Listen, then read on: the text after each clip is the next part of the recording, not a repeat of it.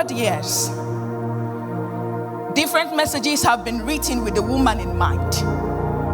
But today, I present this message to the men leaving every emotional feeling aside.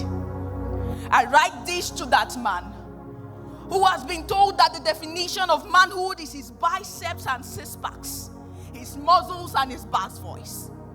I write this to that man who has been told that the only role of a man is to provide, so only the money in his pocket qualifies him to be an asset. I write this to that man who has been told that men were never made to cry and that tears is a sign of weakness.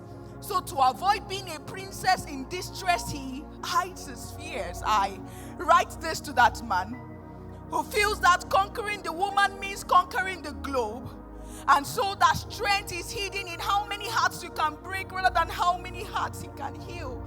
I write this to that man who thought that the usefulness of a woman ends in the kitchen and at most in the bedroom, who says that the woman has no relevance in the boardroom. I write to remind him that the equality we seek is not a fight, not one that needs him to put up ammunition, ready to kill, ready to slay, ready to cut the woman off the world globalization. For just as fish is without water, so is the man without a woman and the woman without a man. For world's history did not place women behind the scene. Neither did it keep men as the only model who should stand before our screen. Even great Nelson Mandela once said that he is nothing without the support of a woman. And even in the World War II, while the men fought in battlefield, the women fought to keep the nation alive. They worked in factories, built weapons.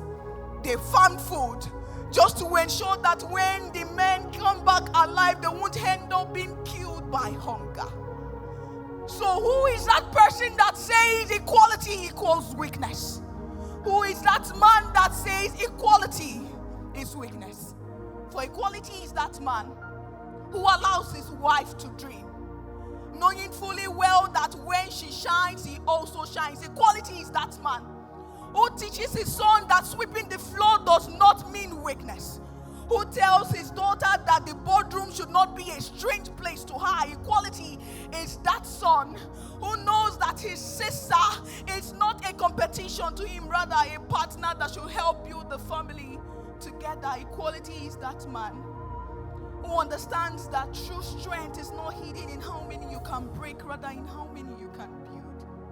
So today I remind us that history was not built by a single gender. Not the man alone, not the woman alone.